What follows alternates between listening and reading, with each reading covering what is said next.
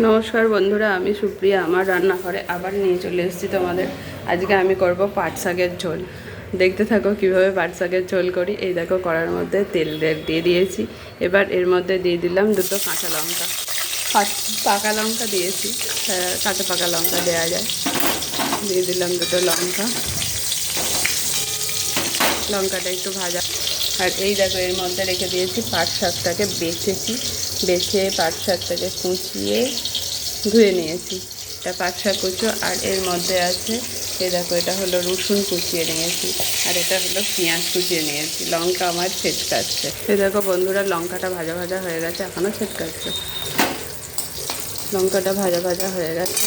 এবার এর মধ্যে এই কুচিয়ে রাখা রসুন আর পেঁয়াজ কুচিটা দিয়ে দিলাম। এবার এটাকে একটু ভাজা ভাজা করে নেব।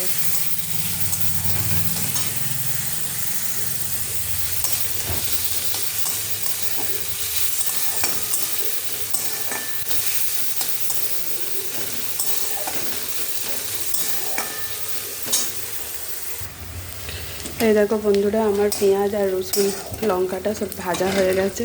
তাই ভাজাটার মধ্যে এবার এই পাট শাক কুচি ধুয়ে রাখা এটা দিয়ে দিলাম।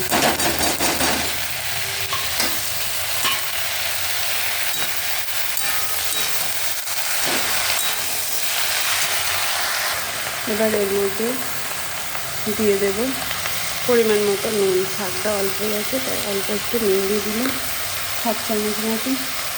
আর একটু অল্প হাফ চামচের কম হলুদ দিয়ে দিলাম। এবার এটা নেড়ে নিলাম।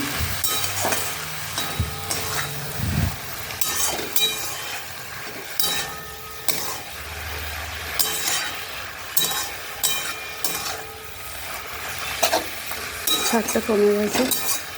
এবার নেড়ে এটা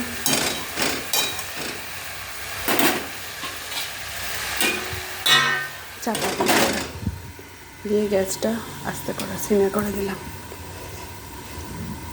এই দেখো বন্ধুরা, এবার ঢাকাটা আমি খুলে দেখছি কেমন হয়েছে।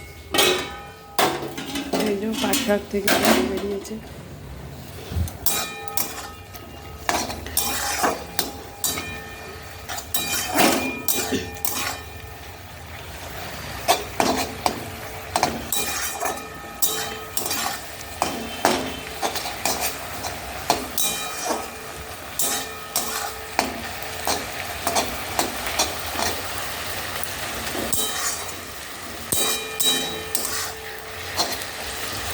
অনেকটাই জল বেরিয়েছে, শাকটাও কমে গেছে।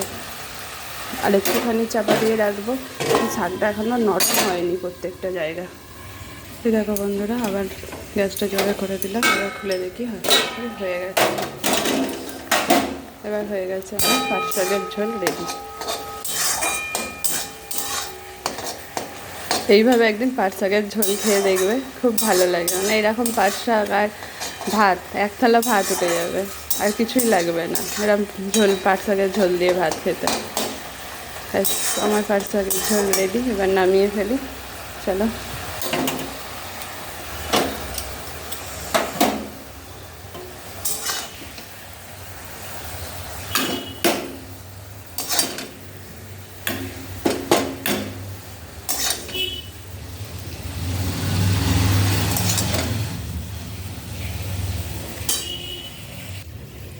এই দেখো আমার ঝোল ঝোল পাট শাক রেডি।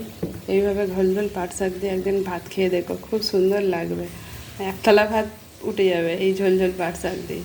ঠিক আছে বন্ধুরা, এখানেই রাখি। আবার অন্য কোনো নতুন রেসিপি নিয়ে তোমাদের কাছে চলে আসবো। তোমরা আমার ভিডিওগুলো দেখতে থাকো, আর লাইক কমেন্ট করো, সাবস্ক্রাইব করো।